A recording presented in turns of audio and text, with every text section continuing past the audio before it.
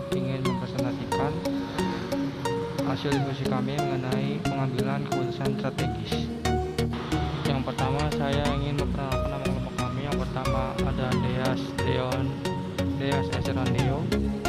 Yang kedua ada Amanda Rahmawati. Ketiga ada Otma Radek Aurelia.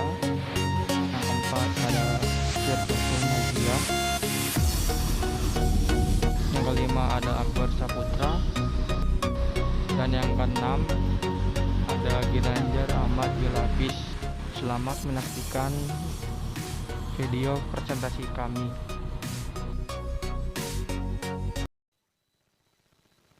Keputusan strategis. Pertama, pengertian. Kedua, estimasi aliran kas. Yang ketiga, klasifikasi arus kas. Yang keempat, penilaian investasi.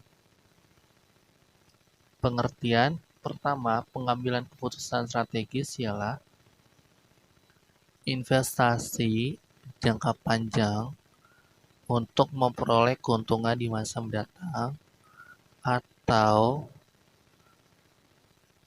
pengeluaran modal saat ini untuk memperoleh keuntungan masa mendatang dalam jangka panjang.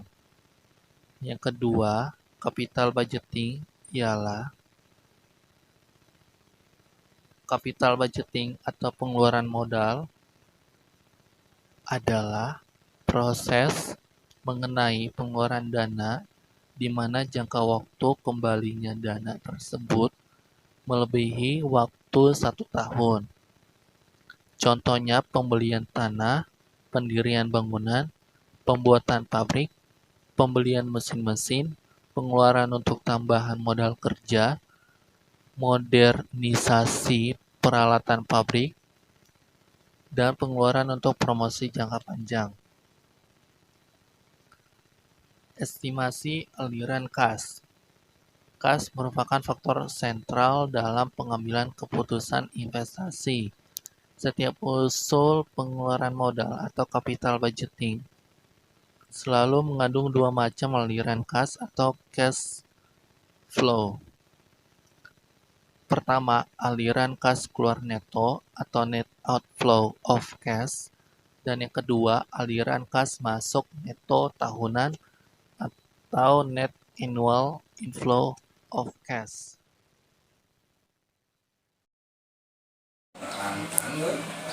Nama saya Amanda Rahmawati Mulyadi, NPM 11. Saya akan menjelaskan tentang klasifikasi arus kas, penilaian investasi, dan metode payback period. Yang pertama, klasifikasi arus kas. Klasifikasi arus kas menurut sifatnya terbagi menjadi 6. Yang pertama, ada arus kas bruto. Arus kas bruto adalah arus penerimaan kas total sebelum diperhitungkan beban pengeluaran atau gross benefit. Yang kedua, arus kas bersih adalah arus kas bruto dikurangi arus kas keluar atau net benefit. Yang ketiga, ada arus kas bersih sesudah pajak atau net income cash flow adalah arus kas bersih sesudah diperhitungkan pajak, kemudian ditambah dengan penyusutan aktiva tetap. Yang keempat, ada arus kas permulaan. Arus kas permulaan atau outlay berhubungan dengan pengeluaran investasi, seperti pembayaran untuk tanah, pematangannya, pembuatan pabrik dan perlengkapannya, mesin-mesin, dan sebagainya. Yang kelima, ada arus kas operasional. Merupakan arus kas yang timbul selama operasi proyek. Yang keenam, ada arus kas terminal.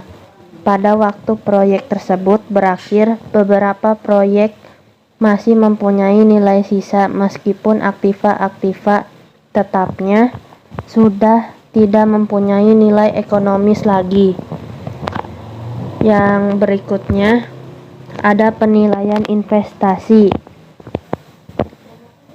Metode investasi yang sering digunakan untuk menilai apakah suatu investasi perlu dilanjutkan atau tidak adalah sebagai berikut. Yang pertama, metode payback period atau PP.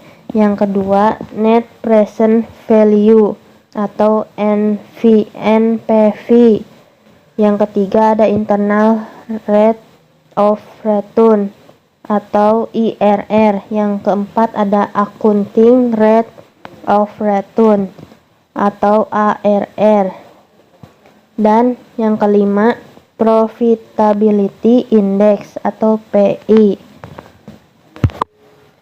Yang pertama, metode payback period atau PP.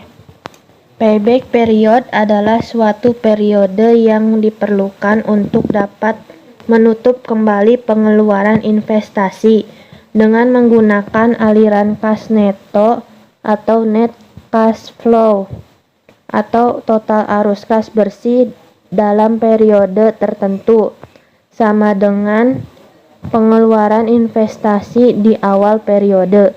Dengan demikian, payback period dari suatu investasi dapat diperoleh kembali seluruhnya. Rumusnya, payback period sama dengan investasi awal dibagi arus kas tahunan.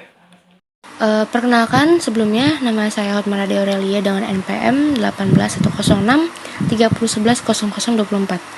Di sini saya akan memberikan soal mengenai metode payback period. Soalnya, sebuah fasilitas baru mesin pencuci mobil memerlukan investasi sebesar Rp100.000 dan memiliki umur ekonomis 5 tahun dengan ekspektasi arus kas tahunan sebagai berikut.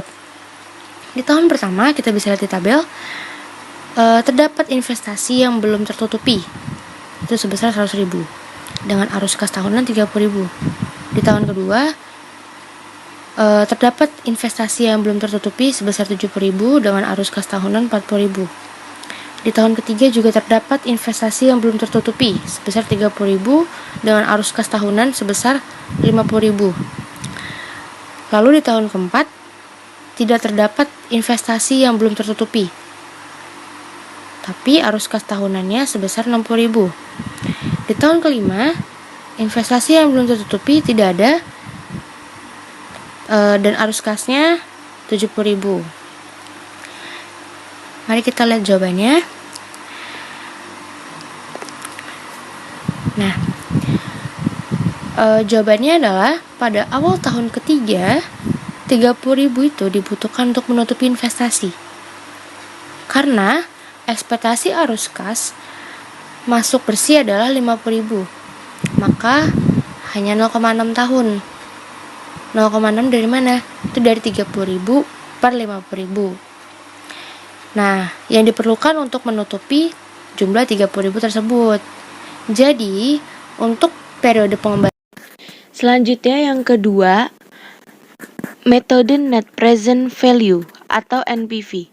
Metode NPV adalah cara menghitung nilai sekarang, present value, aliran kas bersih dan aliran kas keluar atau pengeluaran investasi dengan menggunakan tingkat bunga tertentu dan kemudian membandingkannya. Selisihnya disebut sebagai net present value atau nilai tunai arus kas bersih dikurangi nilai tunai investasi. Rumus dari NPV adalah NPV sama dengan sigma N T sama dengan 1 AT dibagi 1 kurang R kuadrat T dikurang IO. Selanjutnya, yang ketiga ada metode internal rate of return atau IRR. Metode IRR ialah menentukan tingkat bunga yang akan menjadikan jumlah nilai sekarang dari arus kas bersih yang diharapkan akan diterima, PV of future process, sama dengan jumlah nilai sekarang dari pengeluaran modal, PV of capital outlays. Rumus dari IRR adalah IRR sama dengan R1 ditambah NPV1 dibagi PV1 dikurang NPV2 di dalam kurung dikali R2 dikurang R1 di dalam kurung. Kriteria di IRR yaitu adalah Apabila IRR sama dengan atau lebih besar daripada tingkat atau cost of capital, maka usul investasi tersebut selayaknya diterima.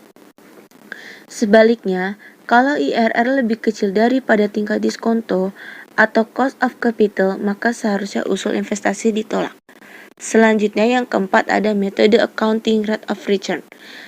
Metode ARR ialah menghitung rata-rata laba bersih earning after tax dari suatu proyek dibagi nilai tunai investasi.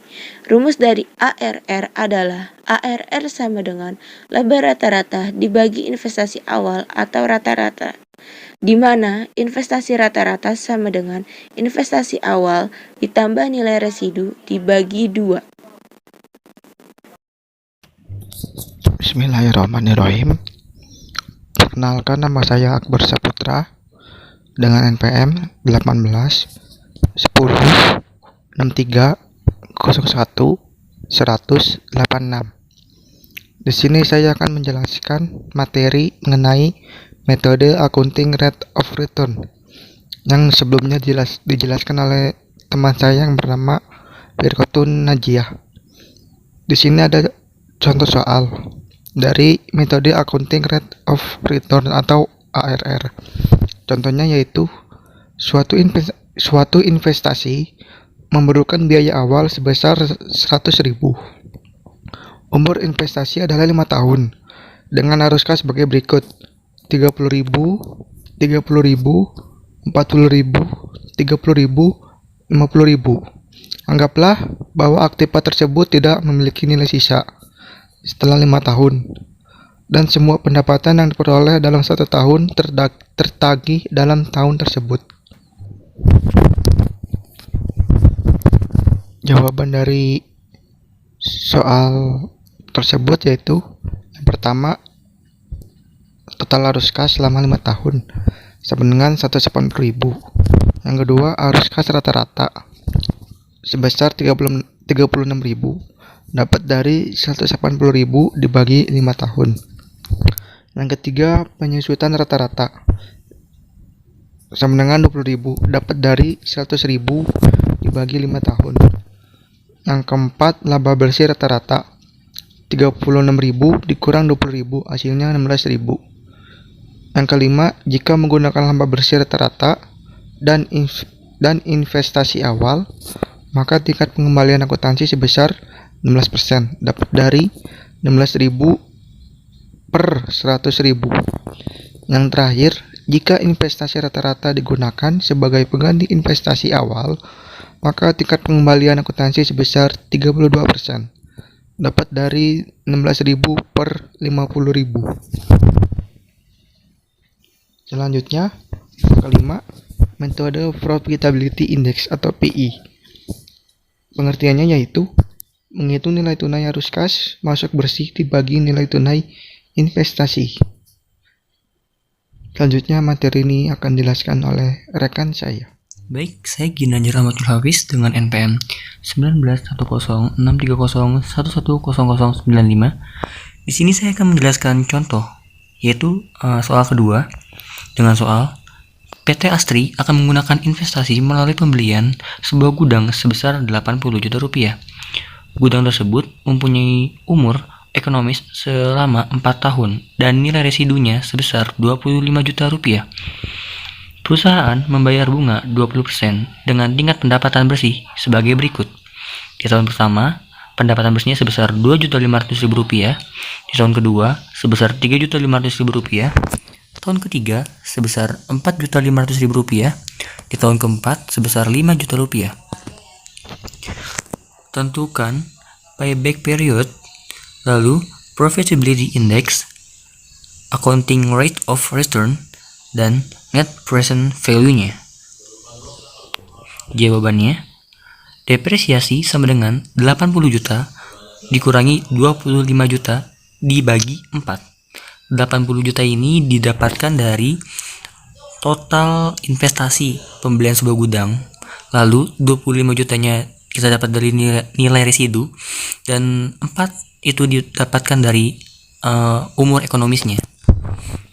Lanjut ke tabel. tahunnya, yang pertama itu IIT-nya sebesar 2.500.000 dan depresiasinya sebesar 13.750.000 rupiah. Profitnya sebesar 16.250.000 rupiah. DF-nya 0,833.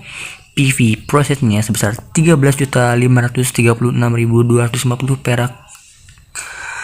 Lalu yang kedua itu ada 3,5 juta di IIT-nya. Lalu depresiasinya sebesar 13.750.000 rupiah. Lalu profitnya ada 17.250.000 rupiah. GIF-nya 0,694. Lalu PV profitnya 11.971.500 rupiah. Lalu di tahun ketiga ada IT-nya sebesar 4,5 juta rupiah. Depresiasi sebesar 13.750.000 rupiah. Profitnya sebesar 18.250.000 rupiah. DF-nya sebesar 0,579 dan PV profitnya 10.566.750 rupiah. Di tahun keempat sebesar IT-nya sebesar 5 juta rupiah. Lalu depresiasinya sebesar 13.750.000 rupiah. Profitnya sebesar 18.750.000 rupiah. DF-nya sebesar 0,482. PV profitnya sebesar 9.037.500 rupiah. Total dari IT-nya adalah sebesar 15 juta. Total profitnya sebesar 25 juta. Lalu rata-rata DIF-nya itu sebesar 0,482. Lalu PV profitnya sebesar 12.050.000 rupiah. Lalu total dari semua PF profitnya sebesar 57.162.000 rupiah. Payback periodnya, harga perolehan sebesar 80 juta rupiah. Residu sebesar 25.000 rupiah dibagi 55 juta. Profit 1 16.250.000 rupiah dibagi 38.750.000 rupiah. Lalu di profit ketiga sebesar 18.250.000 rupiah dibagi 3.250.000 rupiah selama 3 tahun. Perhitungannya 3.250.000 rupiah dikali 12 ini 12 bulan ya, atau dibilang 1 tahun, dibagi 18.750.000 rupiah, sama dengan hasilnya itu sebesar 2,8 atau 2,08. 08 ini dikali 1 bulan yaitu 30 hari, sama dengan rata-ratanya itu hasilnya itu sebesar 2,4 hari, itu selama 2 hari. Jadi lama pengembalian modal oleh investor yaitu 3 tahun 2 bulan 2 hari. Oke. Nah, ini jawabannya lagi. Di sini ada profitability index. Rumusnya itu adalah present value profit dibagi present value outlays sama dengan 57.162.000 rupiah dibagi 80 juta sama dengan 0,714 kurang dari 1 ditolak. Lalu selanjutnya ada accounting rate of return sama dengan I-nya dikali 100% dibagi present value outlays sama dengan 15 juta dikali 100% dibagi 80 juta sama dengan 19,83%. Lalu selanjutnya ada net present value, itu rumusnya present value project dikurangi present value outlays sama dengan 57.162.000 rupiah dikurangi 80 juta rupiah. Hasilnya sama dengan minus 22.838.000 rupiah. Usulan investasi. Yang pertama itu ada replacement, yang kedua itu ada exploitation of existing product line, yang ketiga itu ada expansion of new product line, dan yang terakhir atau yang keempat ada others. Baik, sekian dari kelompok kami. Kurang lebihnya mohon dimaafkan.